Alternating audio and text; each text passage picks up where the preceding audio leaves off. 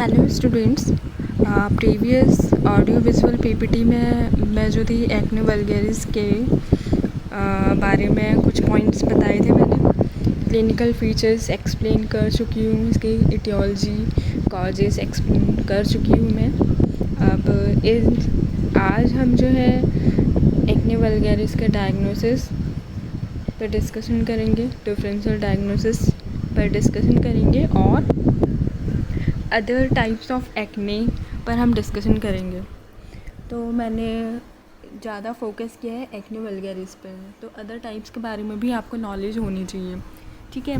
अब vulgaris word तो जो है आप कभी भूलोगे नहीं, समझ गए होगे कि वल्गेरिस वर्ड अगर कहीं पर भी यूज़ हुआ है तो उसका मीनिंग क्या है, ठीक है। अब हम कंटिन्यू करते हैं। लास्ट क्लास में मैंने क्लिनिकल फीचर्स बताए थे, क्लिनिकल फीचर्स के बाद है डायग्नोसिस। इसका डायग्नोसिस जो है वो, इसमें कोई ऐसा स्पेसिफिक डायग्नोस्टिक टेस्ट नहीं है, जो ये टोटली ये बेस्ड है क्लिनिकल पर। मतलब हम जो है इसमें एक्ने देखते ही पता चल जाता है कि ये एक्ने है। बस हमें ये पता होना चाहिए कि ये एक्ने कौन से टाइप का है और क्या ये most common variety of acne है, ये कहाँ कहाँ पर प्रेजेंट है, कौन से एज ग्रुप में ये इन्वॉल्व हो रहा है, इसका अपीयरेंस क्या है, इसमें पॉलीमॉर्फिक लेजन्स कैसे हैं, ये सब कुछ आपको देखना होता है। इनके बेस पर जो है आप इसको डायग्नोज कर सकते हो। Got it? ये इसका डायग्नोसिस है, ठीक है। नेक्स्ट है डिफरेंशियल डायग्नोसिस। अब डिफरेंशियल डायग्नोसिस अदर डिजीज से हम इसको कैसे डिफ्रेंशिएट कर सकते हैं। तो सबसे पहला है एक्ने रोजेसिया। तो जो एक्ने रोजेसिया है वो जनरली जो है फीमेल्स में देखने को मिलता है। रोजेसिया रोज़ जो होता है वो जनरली मैक्सिमम रोज़ जो होता है वो रेड इन कलर होता है। तो इसमें जो पेशेंट की स्किन होती है वो बिल्कुल रेडिश होगी, इसमें एरिथमा बहुत ज़्यादा मार्क्ड होगा, ठीक है। तो इसमें जो एज ग्रुप इन्वॉल्व होता है वो 30 to 50 years of age group involve होता है। और इसमें जो इसका ऑनसेट होता है वो स्लो ऑनसेट होता है। इसमें जो इसका एक्ने रोजेसिया है वो किस किस कंडीशन में एग्रावेट हो सकता है। एक तो जैसे कोल्ड एप्लीकेशन से या कोल्ड वेदर, इसमें जो है इसका एग्रावेशन होता है। विथ हाई अल्कोहल से इसमें एग्रावेशन हो सकता है। हॉट फूड, किसी में जो है हॉट फूड लेने की वजह से, स्ट्रेस की वजह से, किसी में जो है अननोन एटियोलॉजी होती है कि पता नहीं चल पाता कि किस वजह से हो रहा है, ठीक है। तो इसमें जो इन्वॉल्वमेंट होता है वो मेनली फेस का इन्वॉल्वमेंट होता है। फेस का भी सेंट्रल पोर्शन जो होता है उसका इन्वॉल्वमेंट होता है, ठीक है। चीक्स हो गया, नोज़ और जो आपका पेरी ओरल रीजन है जनरली वो इन्वॉल्व होता है। तो इसमें क्या हो रहा है, एरिथमा बहुत ज़्यादा मार्क्ड है। टेलेंजेक्टेसिया है, इसमें visible dilatation of blood vessels दिखाई देगा। कैपिलरीज जो होती हैं उनका डायलिटेशन इसमें देखने को मिलता है। पैप्यूल्स देखने को मिलता है, पस्ट्यूल्स भी देखने को मिल सकते हैं। और इसमें जो है साथ में राइनोफाइमा भी देखने को मिल सकता है। अगर एक्ने रोजेसिया एडवांस कंडीशन में है तो इसमें राइनोफाइमा, जिसको हम पोटैटो नोज़ कहते हैं, वो भी इसमें देखने को मिलता है। साथ साथ में क्रॉनिक आई इन्फ्लामेशन भी देखने को मिल सकता है। तो इसमें आईज़ होंगी वो कैसी होंगी, रेडिश इन अपीयरेंस होंगी, ठीक है। ये तो हो गया एक्ने रोजेसिया। नेक्स्ट है peri oral dermatitis. Peri oral dermatitis ये भी जो है जनरली एडल्ट वोमेन को जो है यूजुअली इफ़ेक्ट करता है। और इसमें देखा गया है कि सर्टेन मेडिकेशंस की वजह से ये हो सकता है, या फिर जो टॉपिकल स्टेरॉइड्स यूज़ करने की वजह से जो है इसमें ये पेरी ओरल डर्मेटाइटिस हो सकता है। नाम से ही पता चल रहा है कि पेरी ओरल यानी कि लिप्स के सराउंडिंग में, माउथ के सराउंडिंग इसमें जो है स्किन का इन्वॉल्वमेंट देखने को मिल सकता है। तो कौन सा एरिया इन्वॉल्व हो रहा है, चिन, पेरी ओरल और नेज़ोलेबियल फोल्ड्स। इसमें भी जो है एरिथ्मेटस मतलब एरिथमा देखने को मिल रहा है, लेकिन यहाँ पर एरिथमा विद स्केल्स, यहाँ पर जो है आपका स्केल्स प्रेजेंट होंगे। इसमें जो पैप्यूल्स आपको नज़र आएंगे वो 1 to 2 mm इन साइज़ होंगे। और ये जो पैप्यूल्स हैं ये हो सकता है कि आगे चल के जो है डिफ्यूज़ हो सकते हैं और स्केली होगा, येलो रेडिश प्लेक्स मिलेंगे। जो एक्ने रोजेसिया है वहाँ पर रेडनेस बहुत ज़्यादा मार्क्ड है, वहाँ पर जो है स्केल्स ऐसे स्केल्स नहीं मिलते। लेकिन जो पेरी ओरल डर्मेटाइटिस है वहाँ पर जो है आपको स्केल्स भी देखने को मिलते हैं, ठीक है, ये तो हो गया peri oral dermatitis. Steroidal acne, steroidal acne अगर है तो ये किस में देखने को मिलता है? जो टीनेज होते हैं उनमें देखने को मिल सकता है, टीनेज में, या फिर जो एडल्ट पीपल्स होते हैं उनमें देखने को मिल सकता है। ठीक है, तो इसमें जो है स्टेरॉयडल एक्ने नाम से ही पता चल रहा है कि स्टेरॉइड्स, जो स्टेरॉयडल ओरली जो ले रहे हैं। एक्ने जो पेरी ओरल डर्मेटाइटिस था वो तो ये था कि टॉपिकली जो यूज़ कर रहे हैं स्टेरॉइड्स को, और स्टेरॉयडल एक्ने में जो है जो ओरली स्टेरॉइड्स ले रहे हैं, तो उसकी वजह से ओरली इनटेक करने की वजह से जो है चेस्ट का इन्वॉल्वमेंट हो रहा है, अपर आर्म्स का और स्कैल्प का इन्वॉल्वमेंट हो रहा है स्टेरॉयडल एक्ने में। ठीक है, ये हो गया इसके लोकेशन। तो जो इसमें जो लीजन्स होते हैं वो इरप्शंस होते हैं वो स्मॉल मोनोमॉर्फिक होता है। मोनोमॉर्फिक मतलब जितने भी इसमें पैप्यूल्स आपको दिखाई देते हैं या पस्ट्यूल्स दिखाई देते हैं वो सारे के सारे जो है मोनोमॉर्फिक होता है। सबका अपीयरेंस जो होता है वो लगभग सिमिलर होता है। ठीक है, चाहे वो पस्ट्यूल्स हों चाहे वो पैप्यूल्स हों। क्लोज्ड कोमेडोन्स को हम पैप्यूल्स भी बोल सकते हैं। ठीक है, ये तो समझ में आ गया होगा कि क्लोज्ड कोमेडोन्स को जो है हम पैप्यूल्स क्यों बोल सकते हैं। ठीक है, ये लास्ट ऑडियो विजुअल पीपीटी में मैंने शेयर किया है। ठीक है, कोमेडोन्स का जो है ध्यान में रखना कि ओपन कोमेडोन्स होते हैं, क्लोज्ड कोमेडोन्स होते हैं। हाँ, एक इसके अलावा जो है एक और टाइप होता है कोमेडोन्स का, वो होता है सबमराइन कोमेडोन्स।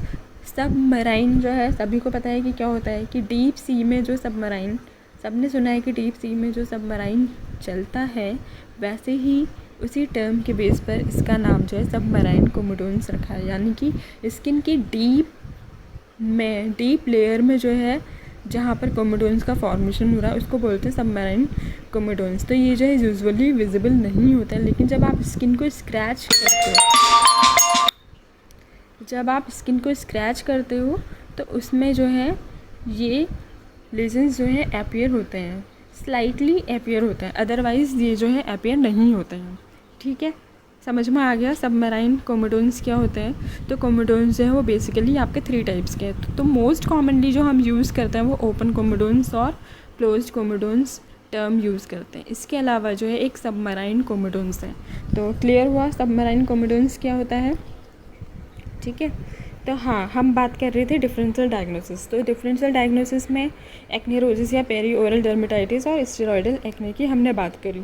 अब हम इनके इमेजेस देख लेते हैं। ठीक है, नेक्स्ट है ये है आपका पेरी ओरल डर्मेटाइटिस। क्लियर, इसमें एरिथमा भी मार्क्ड है। अगर गौर से देखोगे तो इसमें स्केल्स भी दिख रहे हैं, एक तो इसमें पस्ट्यूल्स भी विजिबल हो रहे हैं। आप ये ध्यान से देखेंगे तो आपको दिखेगा एरिथमा तो पूरे में मार्क्ड है। स्केल्स जो है यहाँ साइड में थोड़े बहुत दिख रहे हैं, और यहाँ पर ये जो है आपका पस्ट्यूल्स विजिबल हो रहे हैं। क्लियर, नेक्स्ट है एक्ने रोजेसिया। ये है एक्ने रोजेसिया। एक्ने रोजेसिया में यूजुअली सेंट्रल फेस का इन्वॉल्वमेंट होता है और इसमें जो है एरिथमा बहुत ज़्यादा मार्क्ड होता है, इसमें स्केल्स विजिबल नहीं होते हैं। ठीक है, पेरी ओरल में सराउंडिंग द माउथ, लिप्स, और यहाँ पर जो है सेंट्रल फेस का इन्वॉल्वमेंट हो रहा है। मतलब पेरी ओरल रीजन तो इन्वॉल्व हो ही रहा है, नेजोलेबियल फोल्ड्स का भी इन्वॉल्वमेंट हो रहा है, चीक्स का भी इन्वॉल्वमेंट हो रहा है, और सम पोर्शन ऑफ फोरहेड। ठीक है, नेक्स्ट है स्टेरॉयडल एक्ने। अब इसमें अगर ध्यान से देखोगे तो मोनोमॉर्फिक अपीयरेंस दिख रहा है। इसमें जो पैप्यूल्स हैं और पस्ट्यूल्स हैं उनका मोनोमॉर्फिक अपीयरेंस है, मतलब लगभग जो है सभी सिमिलर हैं। ठीक है, ये है स्टेरॉयडल एक्ने। पोटैटो नोज़ की बात करी थी। पोटैटो नोज़ जो है आपका एक्ने रोजेसिया में देखने को मिल रहा है। तो पोटैटो नोज़ है वो किस तरह का अपीयरेंस होता है आप देख सकते हैं। ये है पोटैटो नोज़ और राइनोफाइमा। ठीक है, क्लियर हुआ, ये राइनोफाइमा और पोटैटो नोज़। नेक्स्ट है, अभी बताया मैंने सबमराइन कोमेडोन्स क्या होते हैं। These are deep seated closed comedones generally not visible, they can be made conspicuous by stretching skin. तो स्किन को स्ट्रेच करने के बाद जो है हल्के से विजिबल होते हैं, तो वो हैं सबमराइन कोमेडोन्स। क्योंकि ये डीपली सिचुएटेड होते हैं तो इसलिए विजिबल नहीं होते। जैसे सबमराइन जो है सी के अंदर होता है तो वो विजिबल नहीं होता है। ठीक है, क्लियर हुआ। नेक्स्ट है अदर वेराइटीज़ ऑफ एक्ने। तो most common variety of acne is acne vulgaris. ठीक है, तो अदर वेराइटीज़ में हम पढ़ते हैं। सबसे पहला है एक्ने फल्मिनेंस। तो एक्ने फल्मिनेंस जो है इसको हम एक्यूट फेब्राइल अल्सरेटिव एक्ने भी बोलते हैं। इसमें क्या होता है कि आपका नोड्यूल प्रेजेंट होता है जो अल्सरेटेड होता है और साथ में इसमें जो है हेमरेजिक फ्लूइड होगा, आपको ब्लड सभी इसमें दिखाई देगा, जैसे कि आपको इमेजेस में क्लियर हो रहा है। तो नोड्यूल इसलिए बोल रहे हैं क्योंकि इसका साइज़ जो है वो आपका 5 सेंटीमीटर तक है इसलिए, और हेमरेजिक क्रस्ट फॉर्म हो जाता है इसमें, जैसे कि ये देख सकते हैं आप, इसमें ये क्रस्ट ये फॉर्म हो रहा है। ठीक है, तो इसमें ये फ़ीवर के साथ एसोसिएटेड है। फ़ीवर यूजुअली अर्थल्जिया और माइल्जिया के साथ एसोसिएटेड होता है। तो उसके साथ में जो आपके एक्ने देखने को मिल रहे हैं वो है आपका एक्ने फल्मिनेंस। क्लियर, ये तो हुआ एक्ने फल्मिनेंस। नेक्स्ट है एक्ने एस्कोरी, जो हम बात कर रहे थे कि एक्ने एस्कोरी जो है जनरली सभी को पता है कि जो लोग अपने जो भी ये इरप्शंस होते हैं उसको क्या कर देते हैं, पिक करते हैं। जिनको दिखने में अच्छा नहीं लगता, भद्दा लगता है, तो वो इसको जो है नोच देते हैं। तो उसको नोचने की वजह से आपको जो है स्किन में जगह जगह पर जो है एस्कोरेशन देखने को मिलते हैं। तो इसको बोलते हैं एक्ने एस्कोरी। जैसे इस पिक में आप देख सकते हैं कि दिख रहा है, एक ये दिख रहा है एक्ने एस्कोरी, एक ये है, ये जगह जगह जो है इसमें मार्क्स प्रेजेंट दिखाई देते हैं स्किन पे, जिसको हम बोलते हैं एक्ने एस्कोरी। क्लियर। लास्ट है एक्ने कॉन्ग्लोबेटा। एक्ने कॉन्ग्लोबेटा ये जो है सीवियर फॉर्म ऑफ एक्ने है।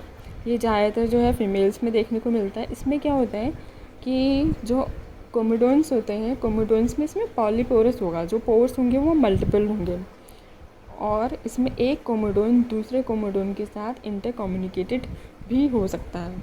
तो इसमें इंटर कम्युनिकेटेड जो है आपके ये कोमोडोन्स दिखाई देते हैं, जहाँ पर जो है पस का एक्युमुलेशन हो जाता है जो एब्सिस का फॉर्म करता है और सिस्ट का फॉर्म करता है। तो एक्ने कॉन्ग्लोबेटा में जो है आपको पॉलीपोरस जो है कोमोडोन्स दिखाई देते हैं, इंटर कम्युनिकेटिंग एब्सिस दिखाई देते हैं और सिस्ट दिखाई देते हैं। क्लियर हुआ। अब ये एक्ने वल्गैरिस जो है टोटली कंप्लीट हो चुका है, और इसका homeopathic therapeutics examination point of view से जो इम्पॉर्टेंट है वो मेडिसिन जो है आप सभी को पता है, मोस्ट पॉलीक्रेस मेडिसिन जो है इसमें यूज़ होती हैं। इसके अलावा जो है कैली ग्रुप की जो मेडिसिन है वो भी जो है एक्ने वल्गैरिस एक्ने के केसेस में बहुत अच्छा रिस्पॉन्स देती हैं। इसके अलावा लीडम पाल जो है इस केसेस के लिए, लीडम पाल जो है स्पेशली जो मार्क रह जाते हैं, पिगमेंटेशन जो मार्क रह जाते हैं उनके लिए डिस्कलरेशन को रिमूव करने के लिए लीडम पाल दी जाती है। और मैं हमेशा ये बोलते रहती हूँ कि होम्योपैथिक थेरेपेटिक्स ठीक है, एग्जामिनेशन पॉइंट ऑफ व्यू से इम्पॉर्टेंट है, लेकिन जब आप प्रैक्टिस कर रहे हैं तो वहाँ पर सिर्फ होम्योपैथिक थेरेपेटिक्स पर ही आपको फोकस नहीं करना है। जो भी आपकी मेडिसिन निकल के आ रही है टोटलिटी ऑफ सिम्टम्स के बेस पर, या फिर जो बहुत क्रॉनिक हो चुका है, उस केस में अगर आप कॉन्स्टिट्यूशनल मेडिसिन देते हो तो उसका डेफिनेटली रिजल्ट मिलता है। तो कभी भी जो है होम्योपैथिक थेरेपेटिक्स के पीछे नहीं भागना है, इस बात को हमेशा ध्यान में रखना है। इन थेरेपेटिक्स को लेकर के हमें बायस्ड नहीं होना है। ठीक है, क्लियर। अब एक्ने जो है आपका पूरी तरह से कंप्लीट हो चुका है, इसमें डिफरेंशियल डायग्नोसिस भी हमने डिस्कस कर लिया है। ठीक है, चलो, थैंक यू।